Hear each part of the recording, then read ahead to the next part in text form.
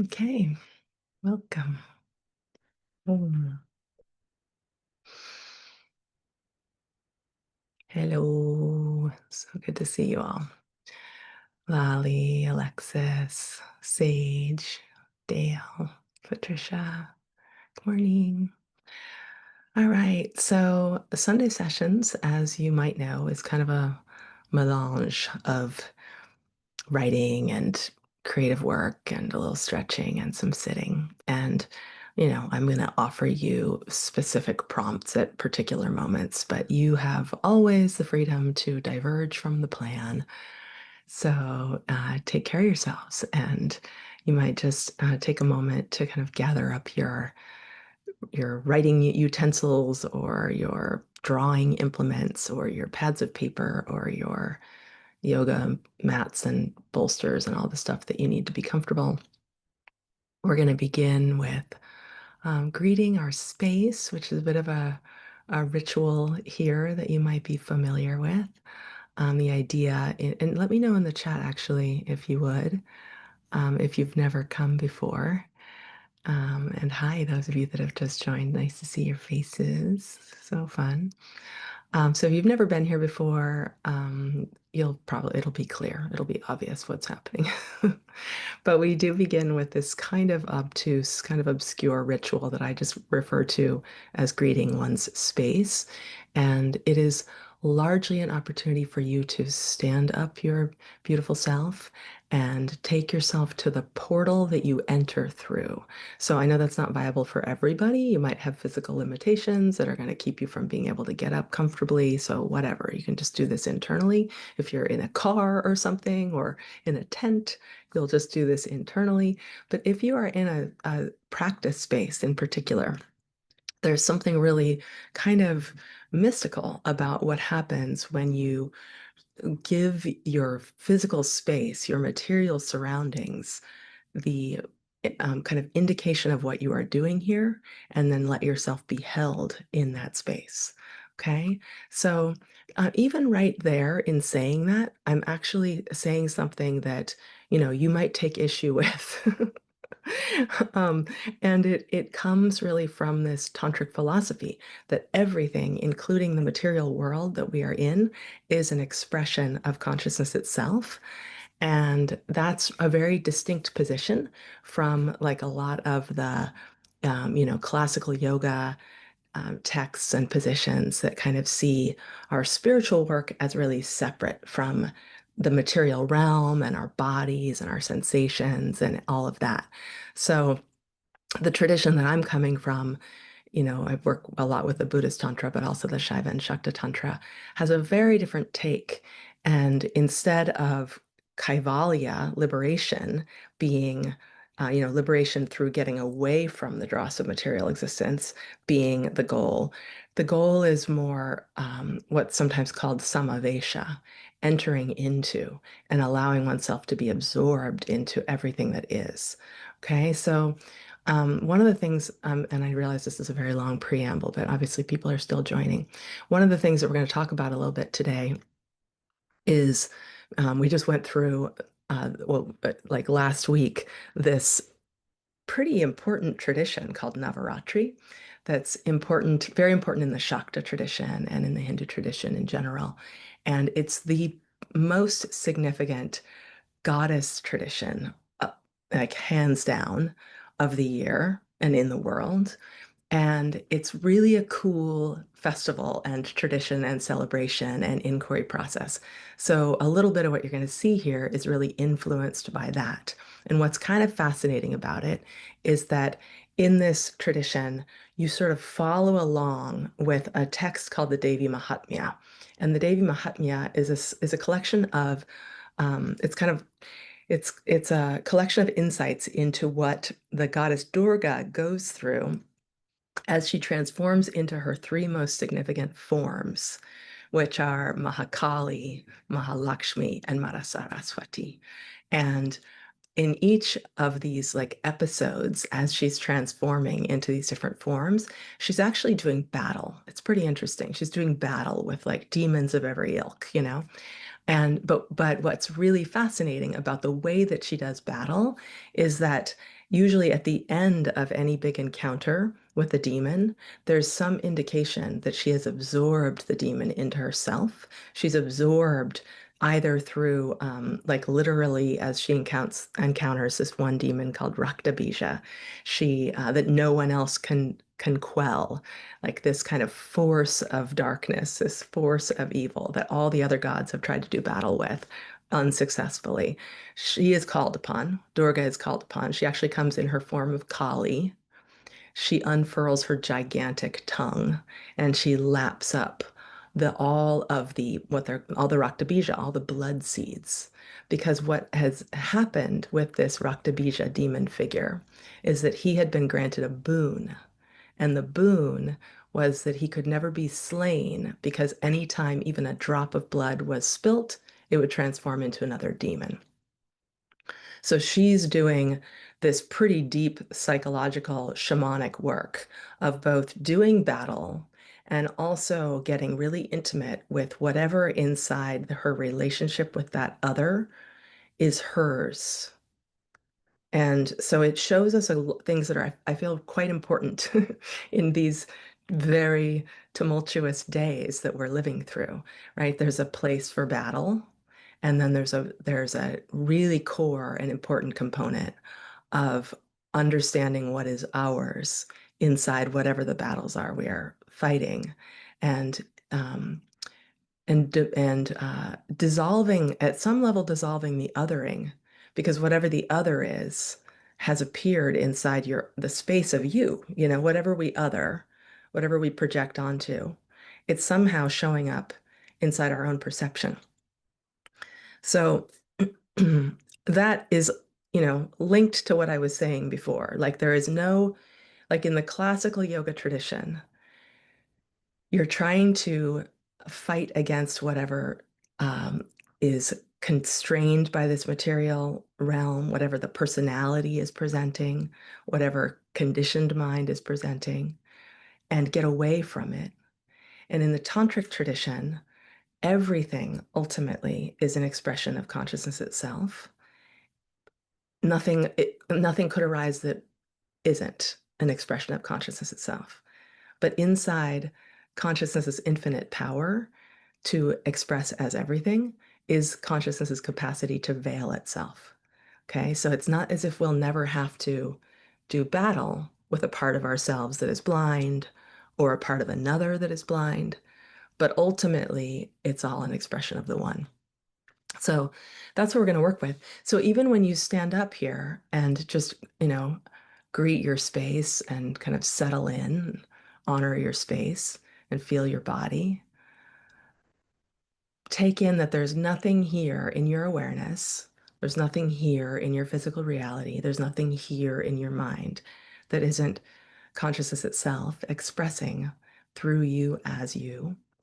And even in the midst of that, part of this ritual is lighting your candles. If you have particular forms, like a form of the Buddha or a form of a Kali or a Shiva or what have you, you can put your hand on the third eye.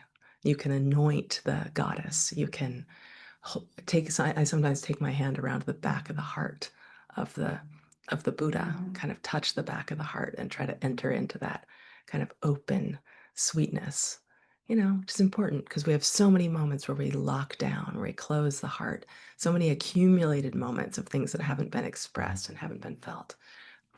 So let's go ahead and stand up, and you can take yourself to the door that you came in through and bow to your space if this is possible, and walk mindfully around the space, honoring this protection, this refuge.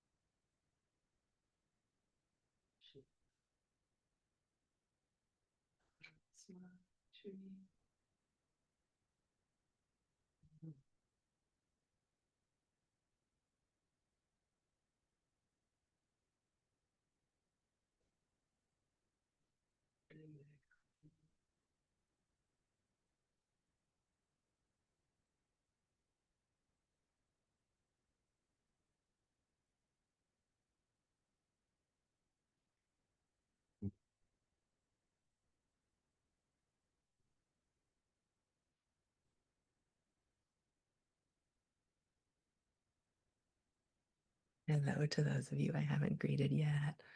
It's nice to see you, Linda, Alan, Elfie, Mom. Mom is here. Hi, Karen. Hi, Tessia. I don't remember if I said your name yet.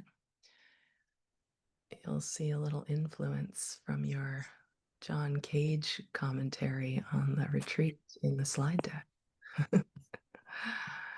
Okay, so I'm going to just share a couple of uh, kind of orienting pieces about the work that we're going to do today. Even before I do that, I want to say, um, I always start Sunday sessions by making sure that I have my watercolor pad and my paintbrush. And like there's a whole focus here also on your freedom to kind of doodle your way through or just put marks on a page. Okay, so even though these first few minutes are going to continue to be kind of didactic, I'm going to be talking about stuff. Don't feel like you have to be like a good student and, you know, take in the information. You get to trust that whatever you absorb from what I'm saying is exactly what you need. So let your mind relax, and you can close your eyes if you want to, or you can paint, or you can doodle, whatever you want to do. Okay. Okay, let me bring this up. So one of the things we're going to talk about a little bit here, and I hope I'm talking loud enough. I'm a little sick. Can you hear my voice is like a little raspy? I feel pretty much fine, but I've got like, all that stuff going on. So let me know if you can't hear me, but I trust now that Zoom is managing audio okay. Okay, so we're going to talk about Navaratri a little, as I said, and also just triads in general. Okay, so you'll see these, like this, even this very simple image here on the left, this downward facing triangle. This triad is a or this kind of symbol, it's really a symbol of the goddess. It's referred to as the pubic V, and it's actually kind of an ancient symbol of goddess, feminine encoded divine essence, goddess worship. Okay, much of which has sort of gotten lost and died out, but it's still out there. But there are triads everywhere, triads upon triads upon triads. Um, so one of the ways that you can, well, one of the places we see the triad is in this symbol that what's called the Tripundra, okay, which is symbolic of Shiva, Shakti, and Anu, or sometimes called Nada. So Shiva being the quiescence of pure, undifferentiated consciousness, and Shakti being the dynamic and reflective power, the feminine encoded dynamic and reflective power of consciousness, and Anu, which is you. Anu is the individual, the atom, okay, which is also the infinite, which is also the complete expression of consciousness itself with all of its powers, but certainly distinguished by the capacity to experience oneself as separate, which is one of the places that we really get to look in our spiritual work. Okay, so this festival of Ma, the festival of Navaratri, is really interesting because Durga takes form, as I said, as these three goddesses, the Maha forms, Kali, Lakshmi, and Saraswati. And for anybody who got my email, probably 10, I don't know, 2 weeks ago at this point, I sent an email about a way to approach this festival by kind of looking through the lens of these three forms at what it is that we are releasing, which is kind of a Kali essence, what we are valuing and preserving, which is the Lakshmi essence, and what we are creating, which is the Saraswati essence.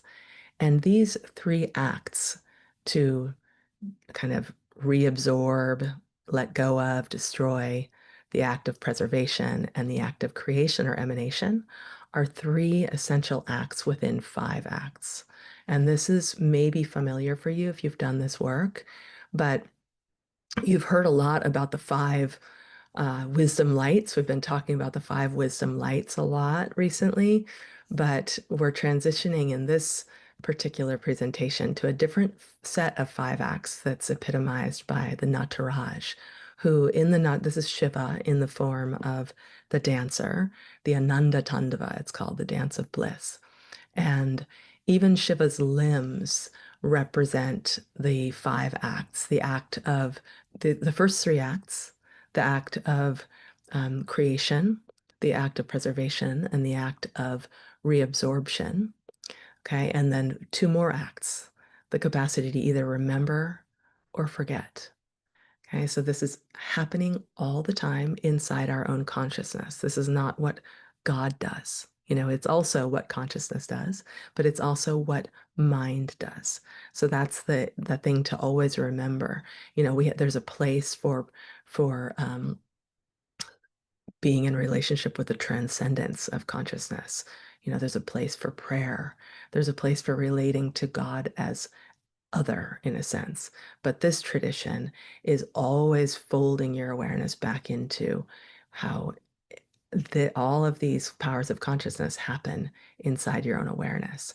So, one of the things we're going to kind of play with today is what are we releasing?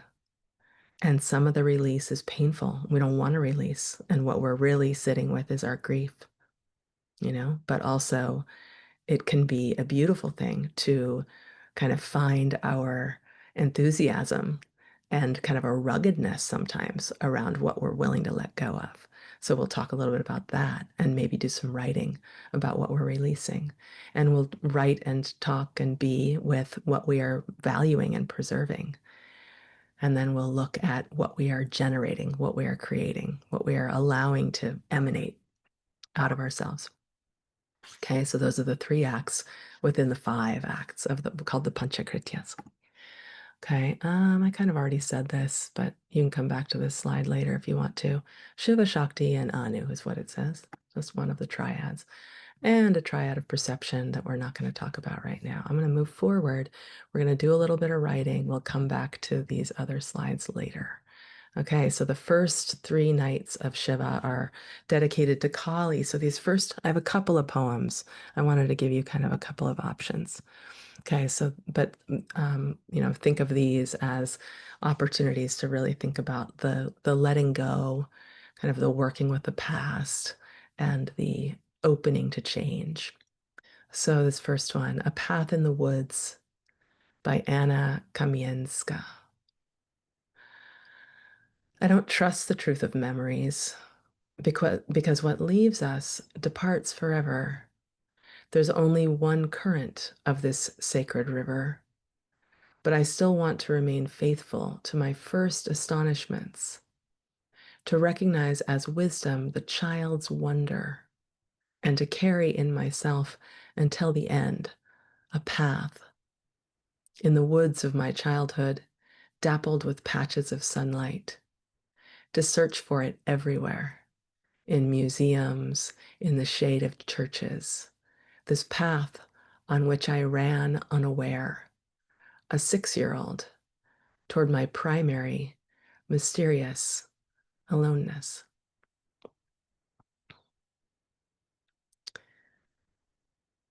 So, you can work with this however you want. To me, it kind of brought up how we sometimes do trust the truth of memories. Like we do trust the way that language stirs memories around in our minds, and we can get really lost in kind of the chasm of grief and kind of believing that things were a certain way in the past. And this is kind of this reminder there's one current of this sacred river, and we get to remain faithful to awe, to these first astonishments, to recognize as wisdom the child's wonder. Okay, which is it's referred to here at the end, on the path, this path on which I ran unaware, a 6-year-old, toward my primary mysterious aloneness. So there's this sense of this awe as being an aloneness, but I would posit that it's also our collective capacity, like awe. They call it chamatkara in the tradition. It's very central in the tantric teaching. So this recovery of awe. So let's just take ourselves in here. I'll give you just a short period of time to sit with this poem, and let this be a place to kind of kind of grapple with whatever memories are doing inside your mind, whatever griefs are turning over, and also this devotion, kind of this capacity to remain faithful to our first astonishments, to wonder, to awe, into the natural world, the woods of one's childhood, dappled with places, patches of sunlight, and the search for it everywhere. Okay, so I'm going to mute. I'm going to set a timer for 5 minutes. Just go wherever you want with this.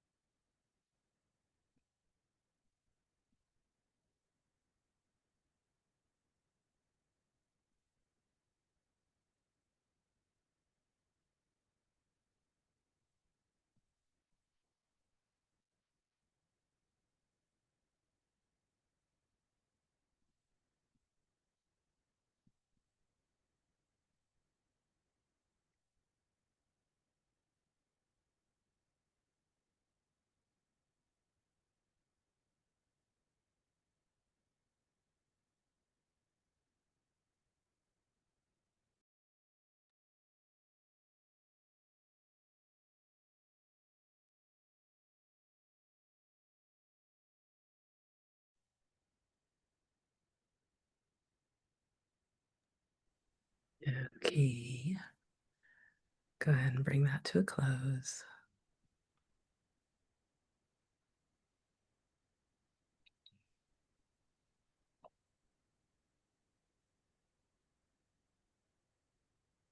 And you can look over where your writing has taken you. And if there are any particular lines that you want to share in the chat, it's always a delight.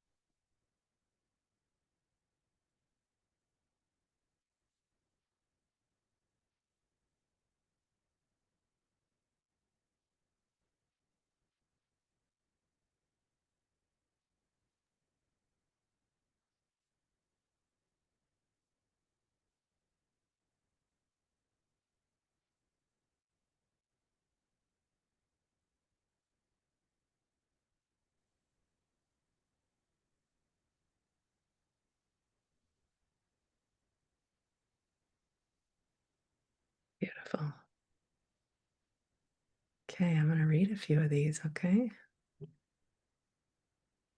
To remain faithful to our first astonishments is to begin again. Eyes soft, heart unarmored, ready to be changed. Ongoing transformation. I struggle to catch the spark of change. Dappled with patches of sunlight, my primary mysterious aloneness. To trust or not to trust, I think I have a healthy balance of both. I'm also aware of the questioning mind, the doubting mind, the mind that tries to gaslight my own truths. A guava tree with a perfectly climbable branch. Carry the wonder, the awe of life, the focal point. Carry the grief of what was, and what remains, both present on the path, a faithful traveling companion. Even when memory trips, rips, slips, it was grand in that spot of sunlight, now next to an ice-cold firebox. Gratitude for the opportunity to experience you and all your wholeness, holiness. Thank you. More awaits. The ebb, flow, light, dark, astonishments. Wisdom's wonder personified as gasp. She ran as fast as she could, the daily path, memorized by her muscles.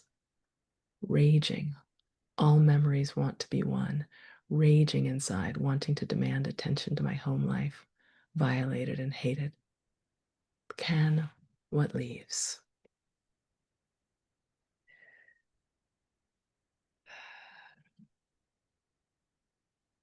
Okay, so good. I was going to read, I don't know why. So I wrote, this is after Danusha Lamaris. I think it's Danusha Lamaris. She has this wonderful poem that's like, one's is to cleave, one's is to uh, wander in the dark, one's is to cut through the blah, blah, blah. Like it goes on and on. I can't recreate it, but just the list poem of one's is to, one's is to, one's is to. It's really beautiful, really wonderful way to work with like the different aspects of ourselves.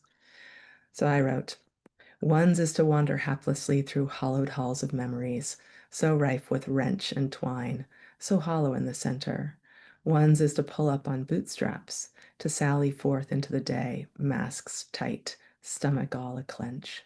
One's is to waft into the wooded places, to enter the dapple of light, to allow the impossible encounters with that, or the impossible encounters that lift the back of the neck into goosebumps, that wondering what else is here. Okay, so I'm going to move us along into a little, let's see, what am I going to do? I have multiple poems around, I couldn't decide with Kali, but you know what? I'm going to move us forward because otherwise we won't get through all three of these Maha forms. So Lakshmi, we get to focus with Lakshmi on what we are preserving, what we most deeply value, what we're not clinging to, not holding tight, but kind of savoring, like letting in the pleasure of and the abundance of, kind of sitting in the abundance, the richness. And these are kind of more ancient Lakshmi forms. Sometimes, like some of these forms are considered to be kind of pre-spousified Lakshmi, pre-spousified goddess energy. So very different. You know, the forms of the goddess got very domesticated over the centuries. So, and some of us don't relate as well to the kind of more domesticated, spousified feminine. Depends on your makeup, of course, but there can be something really powerful also in just kind of getting what they call darshan from seeing the more ancient forms. Okay, so when I am among the trees, Mary Oliver. When I am among the trees, especially the willows and the honey locust, equally the beech, the oaks, and the pines, they give off such hints of gladness. I would almost say that they save me, and daily. I am so distant from the hope of myself, in which I have goodness and discernment, and never hurry through the world, but walk slowly and bow often. Around me the trees stir in their leaves and call out, "Stay a while." The light flows from their branches and they call again. It's simple, they say, and you too have come into the world to do this, to go easy, to be filled with light, and to shine. Okay, so just an opportunity to focus on going easy. I know some people are, we've heard a lot of Mary Oliver in our days, and some people are like, oh, there's not enough grit in Mary Oliver, but I'd love a little Mary Oliver, I do. I saw a meme recently that said something about Mary Oliver always comes along when you're having the worst day. And she says something like, but have you ever really thought about the owls? And it turns out you haven't. So just the focus on um, the world as it is.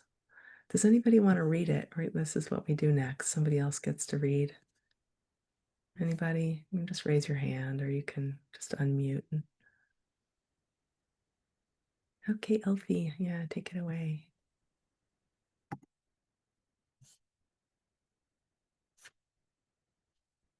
I think you're still muted, my dear. Hopefully it will let you unmute. There you go, yeah. Okay. Can you hear me now? Mm-hmm. Can you hear me? Yep. Yep. Go for it. When I am among the trees, Mary Oliver. When I am among the trees, especially the willows and the honey locust, equally the beech, the oaks, and the pines, they give off such hints of gladness. I would almost say that they save me, and daily. I am so distant from the hope of myself, in which I have goodness and discernment, and never hurry through the world, but walk slowly and bow often. Around me, the trees stir in their leaves and call out, "Stay a while." The light flows from their branches and they call again. It's simple, they say. And you too have come into the world to do this, to go easy, to be filled with light and to shine. Mm. Thank you, Alfie. Okay, so do you see some lines you want to work with? You can share them in the chat. You can unmute and just call them out.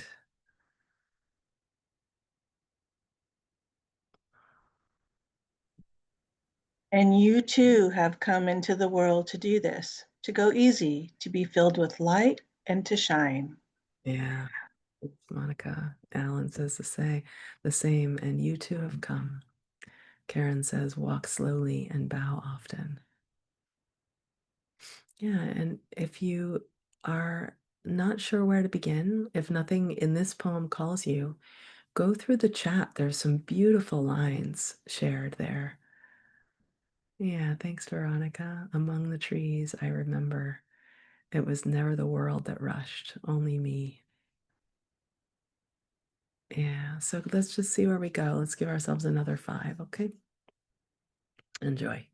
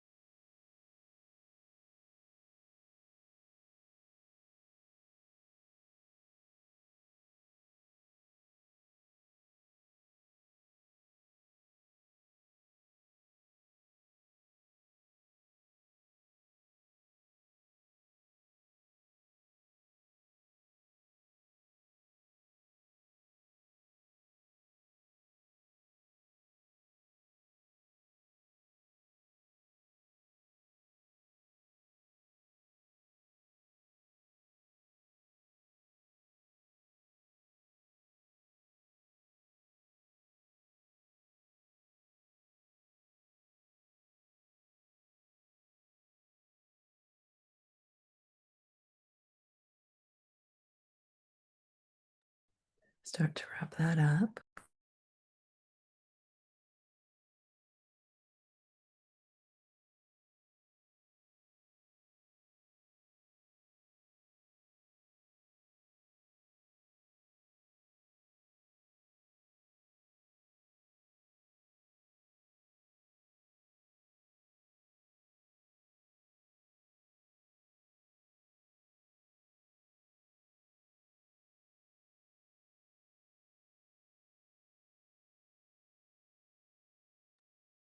When you're ready, you can bring that to a close. And then if there are any lines that you feel kind of moved by in your work, you can share.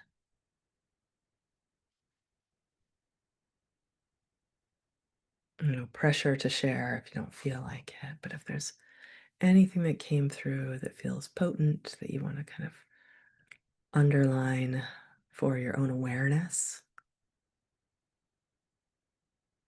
then go ahead and share. And if there's anything that you just think, there might be somebody out there that could use that, somebody out there who might get a little something out of that.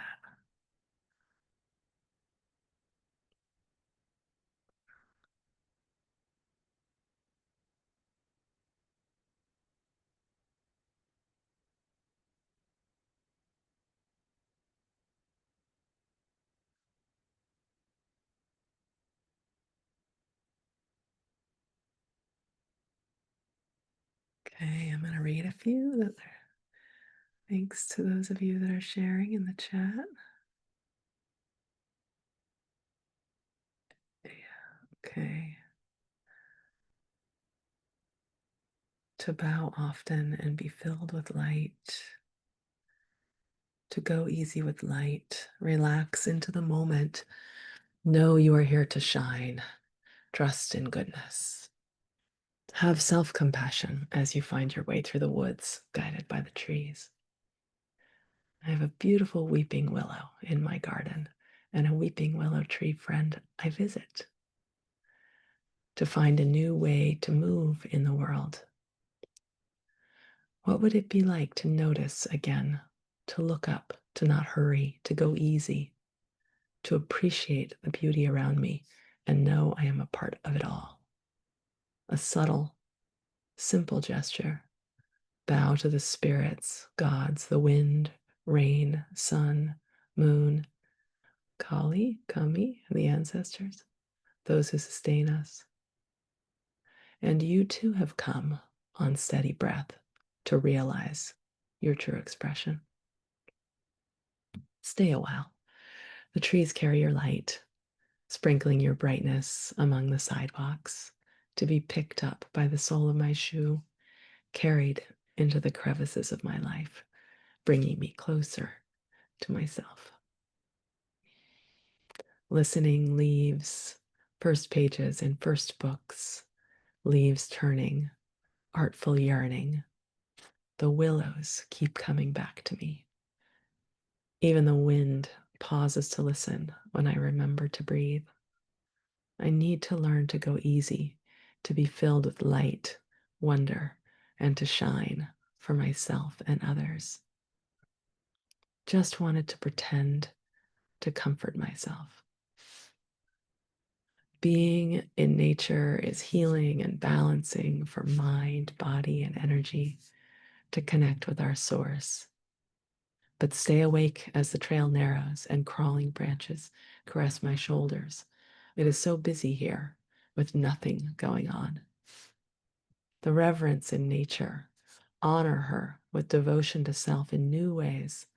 The ease invites a stillness, a moment to bask in the soft light, to find a different way to move in the world, a way slower, more relaxed, with more attention and intention, listening to the trees, returning to the trees, to be reminded yet again, go easy.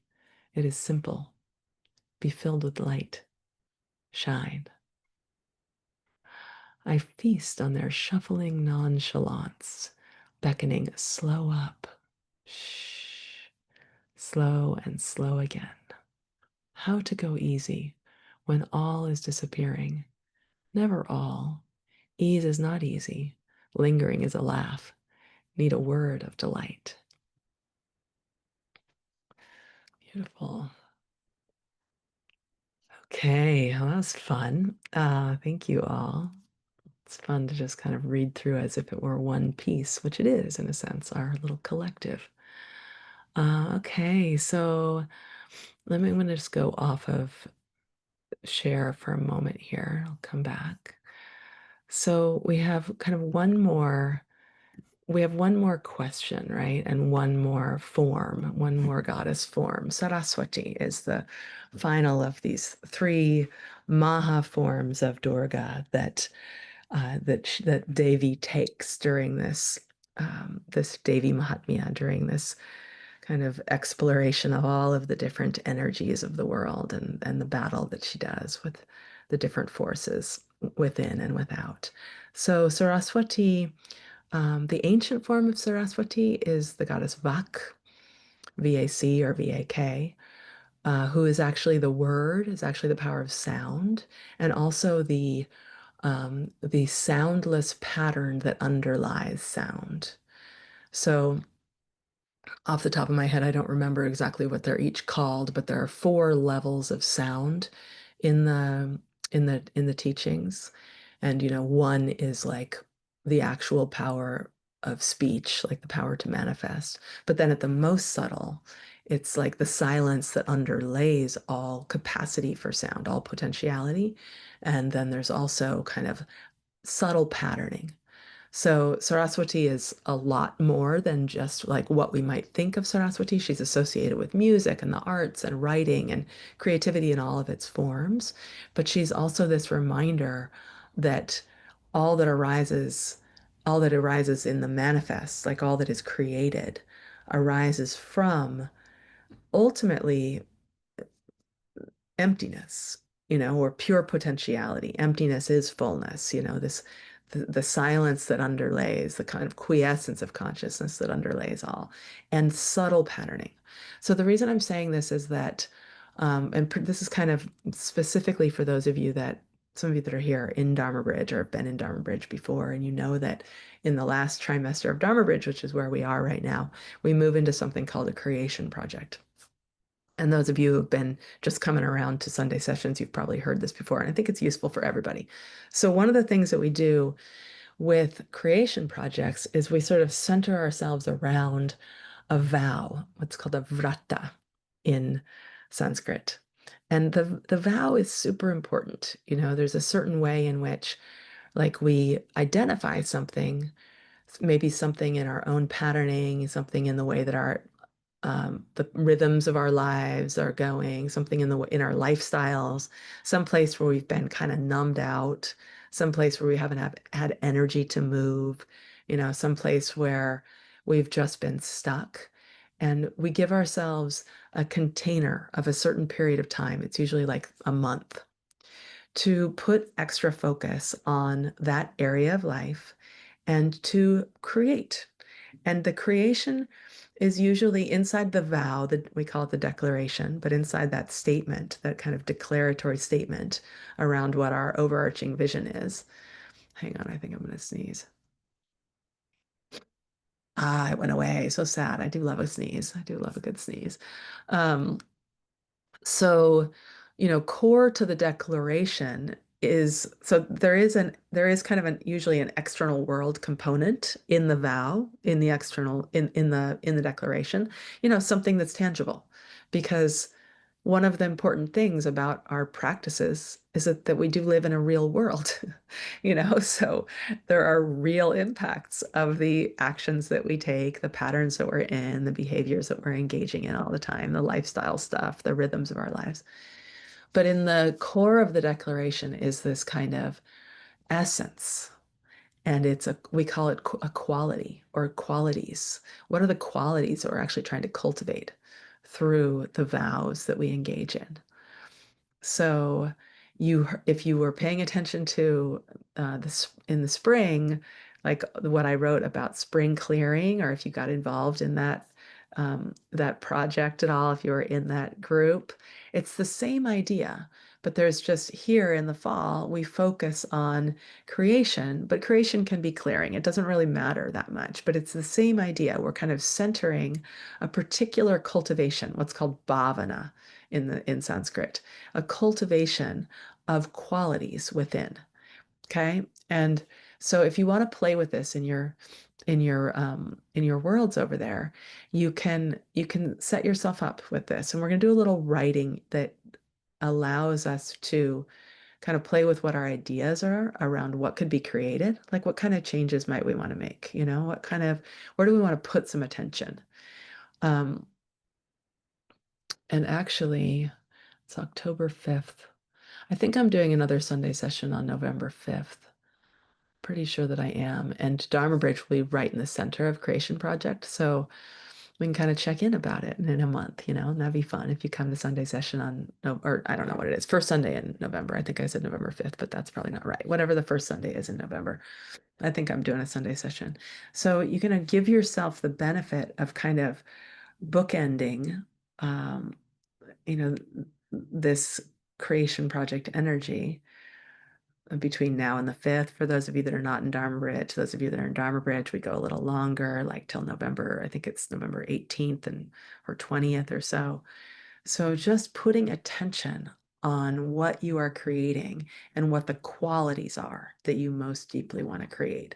So even if you identify something in your outer life, like, I'm going to create whatever. I'm gonna finish the stone path over there that needs some work. I'm gonna finish chapter 2 that I've been working on. I'm going to clear out the crawl space. Like these are actual real things that I could stand to do in my life. Or I'm going to create like more clarity in my communication with such and such an individual. So you can choose something that does have a tangible outcome, but then the big question is, what is the quality? What is the quality of energy that I am focusing on through that creation project? So that if, you know, no matter what, so that, come hell or high water, like even if, say I focus on my crawl space and my creation project, it's like my overarching vision is to clear out the crawl space for, once and for all. But who knows what's going to happen? Maybe there'll be a flood and I won't be doing that at all. Maybe I'll need to travel and I won't be doing that at all. Maybe something like big will happen with my kids and I won't be doing that at all. But what I will be doing is focusing on the quality that I'm cultivating.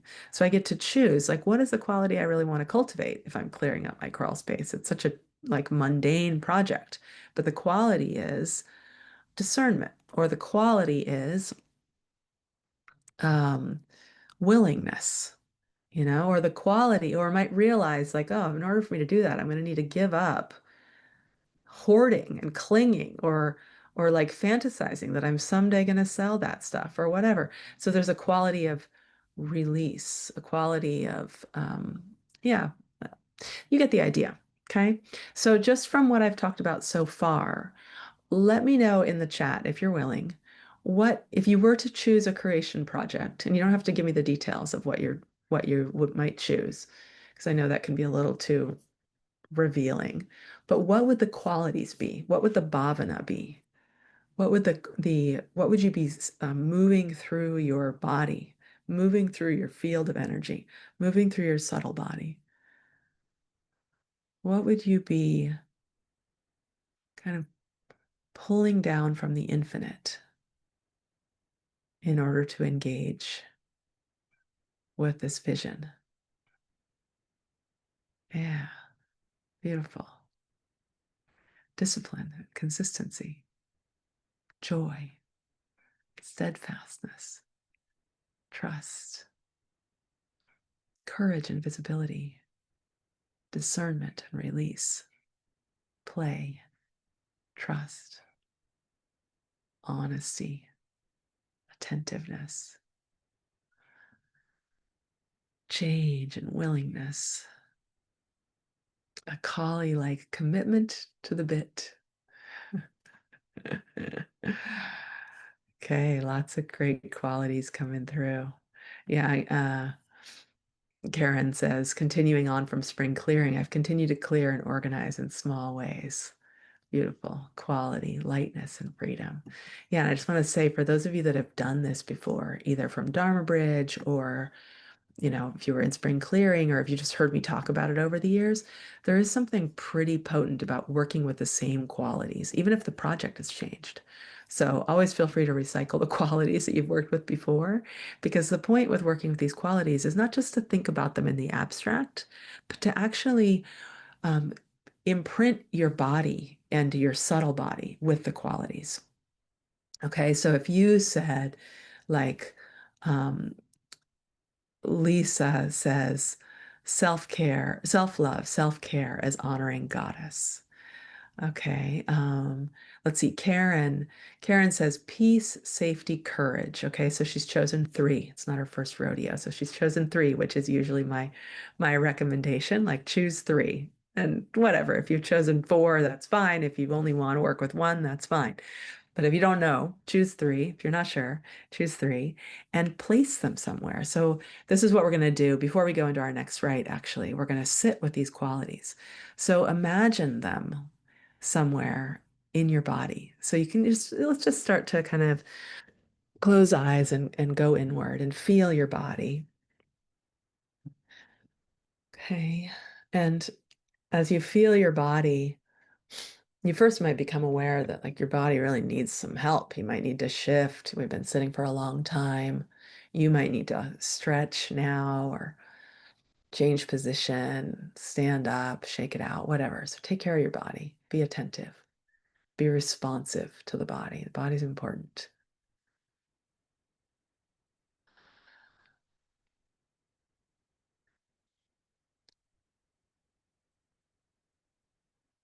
And then bring to mind any quality that you've begun to think about. And start with one and just in your mind say the name of the quality and repeat it a few times or more. Keep going with it, actually. Keep repeating it. Maybe 10 times, even 20, and breathe.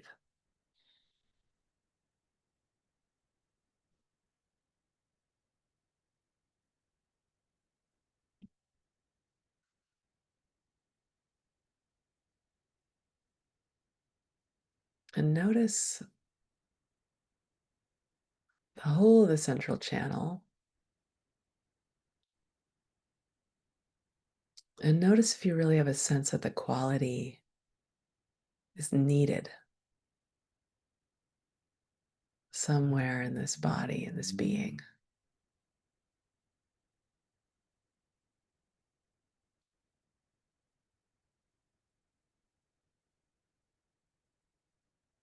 And if you feel that the quality is really needed somewhere, so maybe the third eye, the center of vision, maybe you just place the quality there in your awareness. So focus your attention there or wherever. Maybe it's the heart, maybe it's the throat, maybe it's above the crown of the head, maybe it's the base, the root chakra, the navel center, wherever it needs to be. Just place it there. Feel the sensations arising.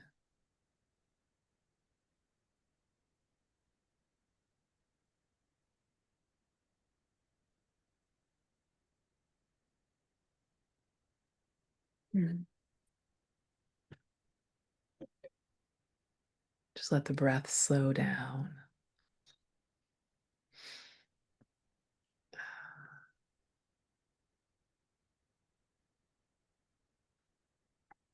Tuning in, listening for any internal guidance or insight.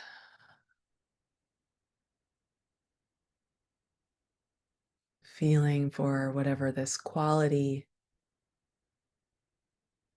is opening up within you.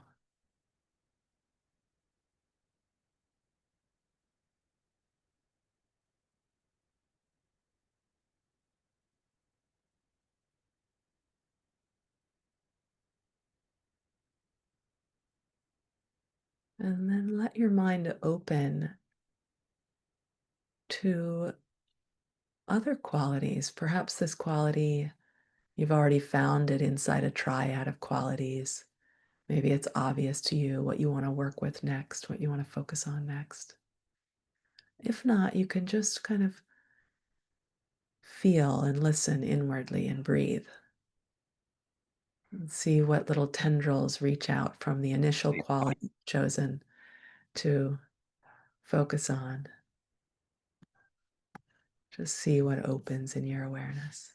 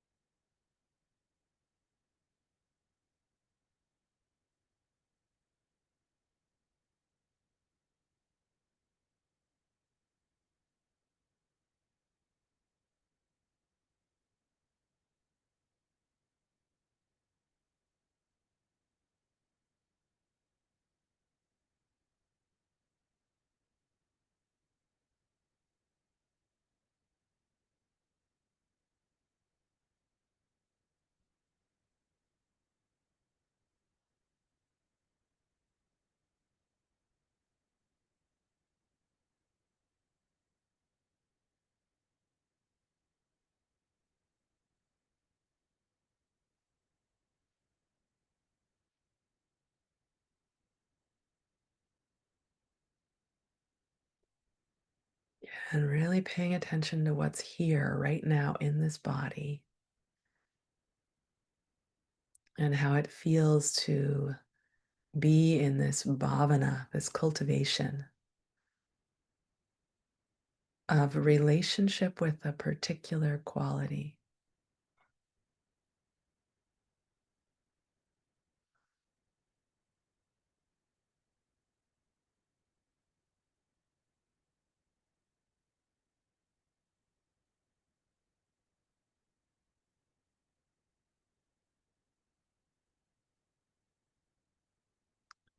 And if there's another quality you want to turn your attention to, another area in your body where you want to focus your awareness, then take yourself there.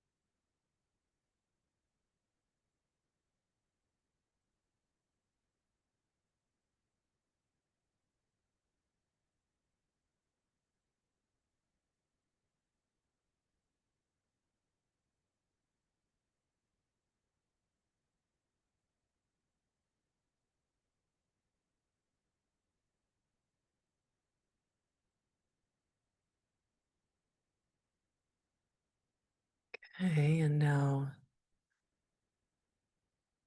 for the last few moments, imagine if you're working with multiple qualities, imagine visiting them with your attention in a particular sequence. So some people like to start from above and kind of come down the central channel, visiting the qualities that they have associated with particular chakras or areas in the body. Some people start from below. It's totally up to you. And your attention also might need to dance around in a way that doesn't feel like it's a direct path, but explore the possibility of a sequence.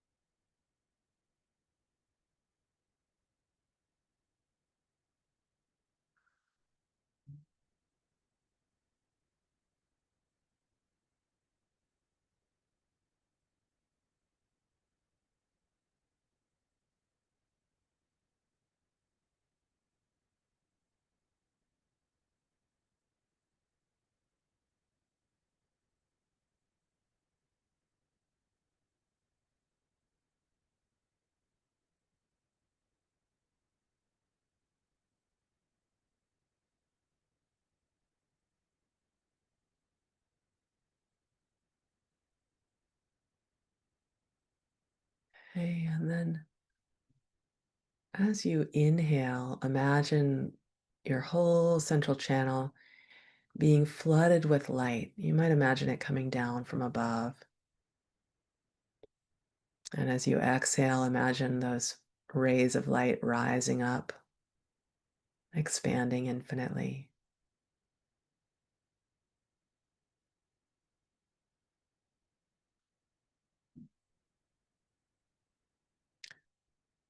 Just trusting your whole body to be suffused with light, to open up to the light of this focus, this intention, this bhavana, trusting the intelligence of the body to carry the healing energy throughout the body. And also trusting the quality itself or the qualities themselves, of the essence of those qualities, to kind of travel through your life with their own volition, their own capacity. So you don't have to orchestrate this with your own mind. You get to relax and let go.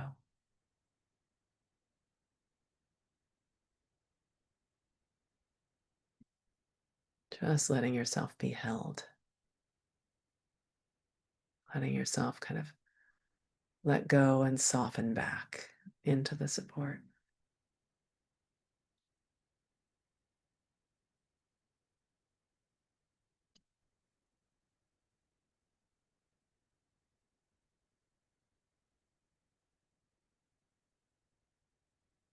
Okay.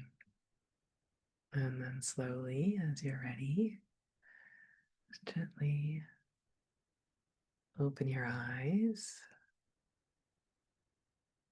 Okay.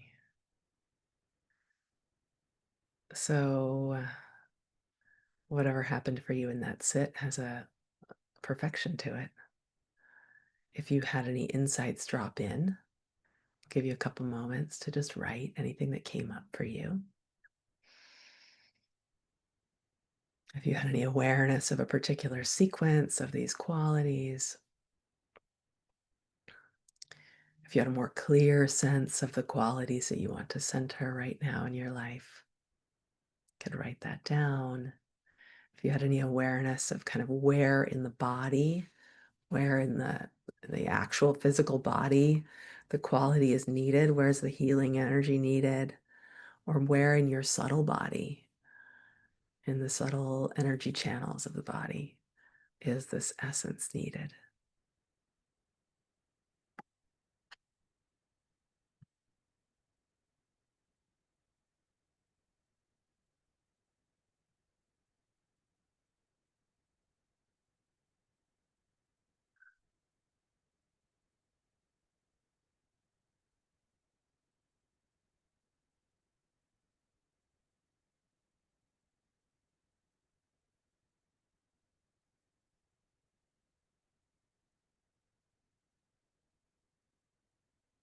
Yeah, beautiful. Thanks for sharing. Some of you have shared in the chat. Monica, that's great. Thanks for modeling, kind of finding a place for the qualities. Sometimes it makes a lot of sense to people to kind of like place the qualities somewhere and put them in a sequence and then repeatedly follow that sequence with awareness. For some of you, that's like really abstract and super brand new and, maybe a bit obtuse. So don't worry if it didn't fully land. Um, there is something powerful about kind of training your awareness to follow a particular sequence, just in terms of the kind of, first of all, honing the concentrative capacity, kind of the mindfulness capacity of our awareness, because as we know, usually the mind is just popping off. It's just, here, there, and everywhere. It reacts, it swings. It's like very, they call it monkey mind sometimes. There's nothing wrong with that. That's consciousness, being consciousness, doing what it does, being infinitely free. Sally Kempton, the beloved, que Dios la tenga en la gloria, she used to always say, the mind is like an organ that secretes thought. So the mind just does that. It just secretes thought. It just infinitely like pops off, goes here, there, and everywhere. And a lot of people really struggle with that. It seems not like it's not what we're supposed to be doing. But it's nice to reframe it as the mind is infinitely free. It goes everywhere, it goes where it will. And yet it can be very settling to the nervous system to train the mind to do one thing and then the next thing and then the next thing. And it's very central in the tantric practices to create, those of you that are familiar, there's very elaborate visualizations. And the visualizations, we're usually focusing on particular areas of the body of the deity in deity yoga, and the deity is none other than self. So your attention is going to move to these particular implements in the hands. You're going to open up your awareness to like the subtle body, the energy, the chakras in the hands, for instance, third eye, heart center, root, a chakra, like these, and the feet, the legs, like our awareness travels in these sequenced ways. And that's a very powerful thing to do for the mind, to give the mind kind of a sequence to follow. So I'm just inviting you to open up your own awareness to your own sequence. Okay. Um, so play with that, and we're going to do one more right, and this is kind of in service to not overly controlling things either, just like letting yourself drop the back into the surreality of creative work. And I will say, I noticed, let's see, I know I can't find it. Somebody put in the chat the date. It's 2nd of November. So Karen put in the chat 2nd of November is supposedly that's the next time I'll do Sunday session, but I actually probably won't do Sunday sessions that day because I'm doing an event, like a day-long meditation um, on November 1st. So I'll put the link to that in the chat. It's just a waiting list link so far. You don't have to formally commit or formally sign up, but I'll put that in the chat. So I'll probably move the actual Sunday session, but I'd love to see some of you in that day long. So if you have the inclination to uh, do a little bit of a deeper sit, it's the name of the event is what is it called? I think it's called honoring it's either called honoring gratitude or cultivating gratitude. I haven't fully constructed it, as may be obvious, but it's really around like what are the practices that we can engage with to support ourselves in opening up to gratitude, especially in like troubled times. So a good way to spend early November. But let me take us into our next rite, okay? And you get to continue to be in your contemplation of Saraswati, of creation energy, just exploring kind of where this takes you. So here's some more Saraswati imagery for you. You see this, okay? Yeah. Yeah. Okay. Oops, it's not letting me go. There we go. Okay, The Goddess Who Created This Passing World by Alice Notley. The goddess who created this passing world said, "Let there be light bulbs and liquefaction." Life spilled out onto the street. Colors whirled. Cars and the variously shod feet were born, and the past and future and I born too. Light as airmail paper, away she flew to Annapurna or Mount McKinley, or both, but instantly, clarified, composed, forever was I meant by her to recognize a painting as beautiful, or a movie stunning, and to adore the finitude of words, and understand as surfaces my dreams, know the eye, the organ of affection, and depths to be inflections of her voice and wrist and smile. Okay, so this might take you into more relationship with the inquiry around creation. And it also might just take you into the playfulness of, how everything kind of spills forth from the infinite into this passing world. Does anybody else want to read it? Kelly, we're still seeing this Saraswati slide with the images. Oh, okay, that's funny. All right, let me try stopping. Thanks, Alan. Um, do. Let me start again. You see it now? Yeah, okay, great. Bingo. Okay. Thank you so much for letting me know. Who would like to read?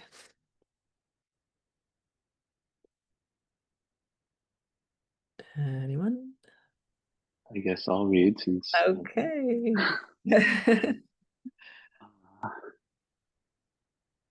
the goddess who created this passing world by Alice Notley. The goddess who created this passing world said, "Let there be light bulbs and liquefaction." Life spilled out onto the street. Colors whirled. Cars and the variously shod feet were born.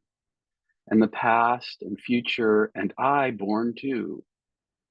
Light as light as airmail paper, away she flew to Annapurna or Mount McKinley or both, but instantly clarified, composed. Forever was I meant by her to recognize a painting as beautiful or a movie stunning, and to adore the finitude of words and understand as surfaces my dreams.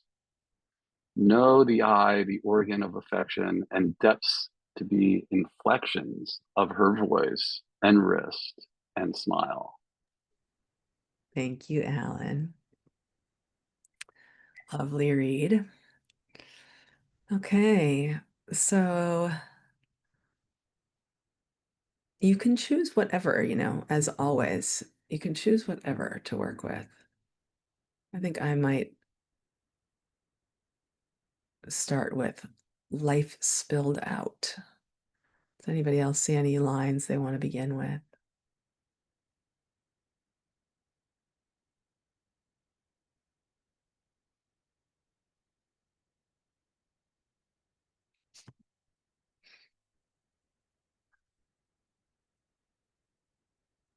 I like also to adore the finitude of words.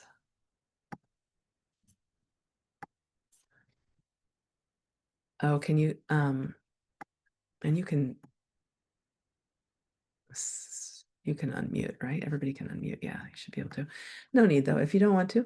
Okay, Alan says, clarified, composed, forever was I. Yeah. And Genevieve says, the goddess who created this world. All right, so let's take 7 minutes and see where we go.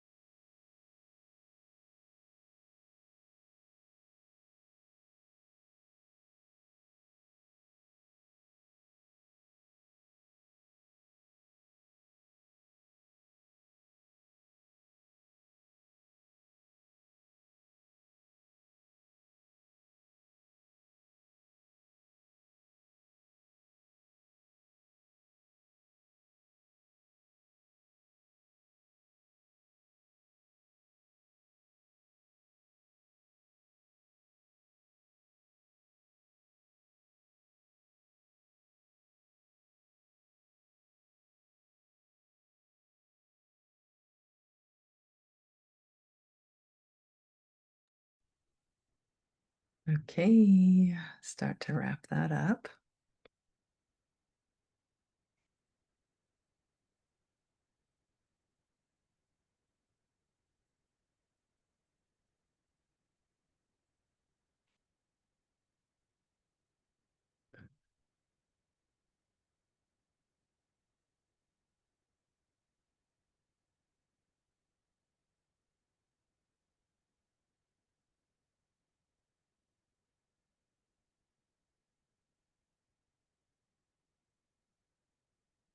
And feel free to share, as usual, anything that you would like to share in the chat.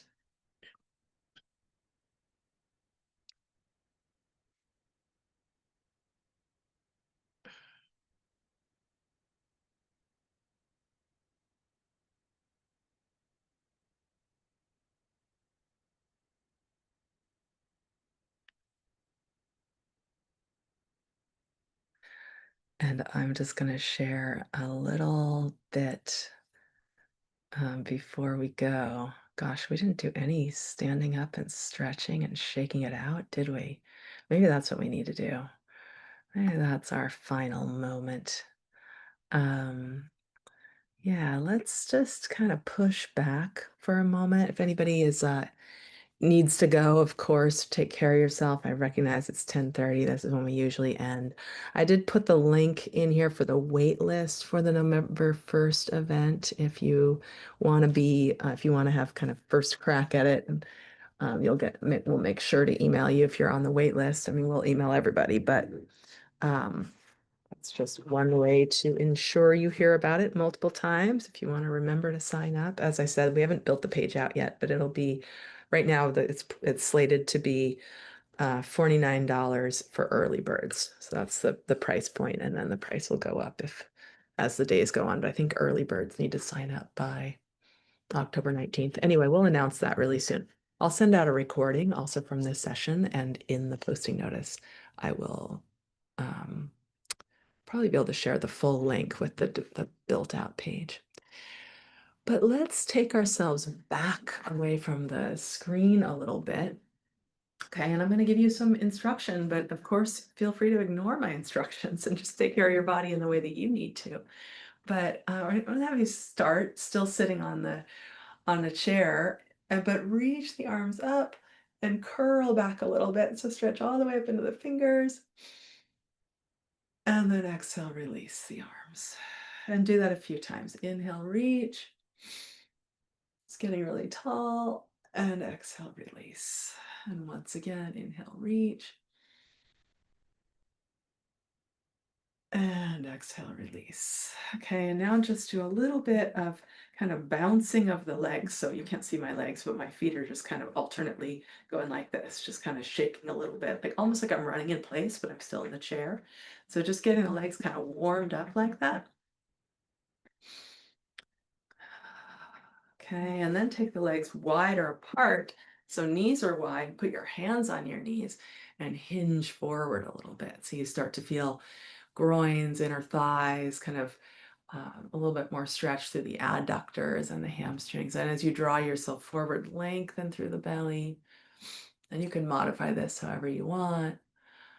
But then as you hinge forward, start to put a little bit of weight in the feet. Okay. And hinge forward and rock back. Hinge forward and rock back. Okay, and take care of your body. Do whatever you actually need to do. If you want to stand and be in more of kind of a goddess position, you can do that. Okay, and then from this overall position, we're going to start to do a little turning. So kind of twisting side to side, just creating a little bit of rotation all the way from the pelvis. So as you twist to the right, you're going to push into the left inner knee and feel the inner thigh opening. And as you twist to the left, you'll push into the, sorry, I think I might have said that wrong. As you twist to the left, you're pushing into your right knee, feel the right inner thigh opening. As you twist to the right, you're pushing into the left knee, feeling the left adductor, inner thigh opening. Okay, and then come on back to center. Okay, now sitting up tall, roll the shoulders up, back and down. If you want to stand for this, obviously you can. You can stand up. If your legs feel like they're not numb from sitting for so long, you can stand up, activate the glutes, lengthen the tailbone if that feels good, if that's viable. Rotating shoulders. Okay, it's feeling pretty good to me to stand, so I'm going to stay upright and keep rolling the shoulders. And then I'm going to start to let the arms be a little bit more kind of fluid. So as I'm rolling the shoulders, I'm also letting the elbows kind of draw little circles, and then the hands get to kind of follow suit and flop a little bit. Okay, and then I'm going to do a little bit of a bigger action. So I'm going to take the arms up with a big in-breath, and then exhale, drop the arms and bend the knees, and then go up and exhale, drop. So go slowly. You can definitely do this in a chair. Just be careful you don't whack your hands on the sides of the chair. And if you're doing it standing, there's a real kind of emphasis on energy dropping down, lots of grounding as you drop.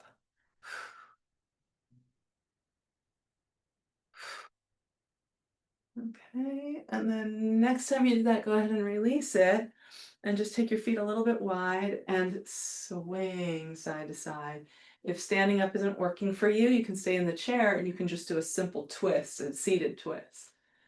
Okay, and if you're doing this as I am, you probably want to have your knees pretty well bent. So there's a little bit of fluidity. The hips are definitely kind of twizzling side to side. So you want your knees to be able to go with you. Okay, and then release that and turn to one side and do kind of a modified warrior number one. So just a simple reach and then release the arms and then change sides and reach and release the arms. So you're kind of in a short stance, but if you're familiar with warrior one, it'll feel like that. Big in-breath and release and change sides. Big in-breath and release. One more time.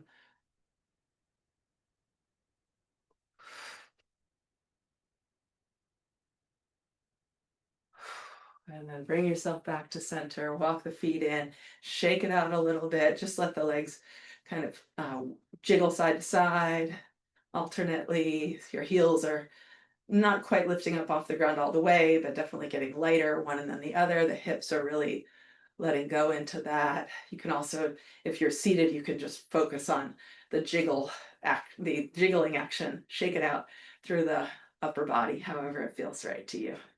Okay, and then final thing, open the arms out to the sides, reach all the way up, and exhale, bring the hands together at the heart. And once again, open, just imagining you're kind of gathering up all parts of yourself, bringing hands back down to the heart, nestling awareness into the heart center. Opening the arms out to the sides, gathering up all aspects of your life experience. Exhaling, nestling them in, all forgotten aspects, all numbed out aspects of yourself back into the heart. One more time, bringing all of your awareness back, coming home to yourself. And then let the arms release. And if you're not seated, come back down to sitting for just a moment. For the last few minutes together, just once again, long, deep breaths, feeling into the central channel, particularly aware of the areas that you've opened up through our practice and the qualities that you've worked with or that you're cultivating. So just taking a few moments in that bhavana, that cultivation.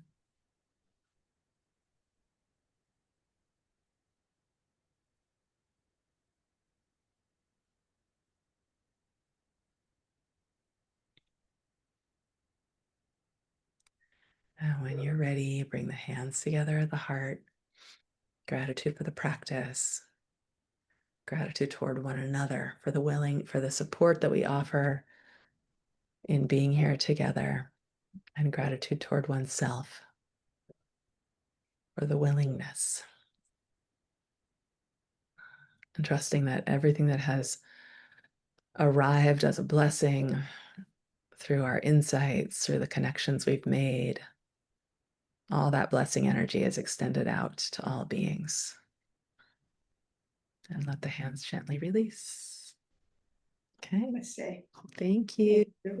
Oh, yeah. Feel free to unmute if you want to say goodbye. Such a pleasure to be with you. Thank you. Good to Thank see you. everyone. Bye-bye now. Thank you. Bye. Yeah. Thanks, Kelly. Good to see you. Thank you. All right. Take care, everyone. Thank You- you. Take care.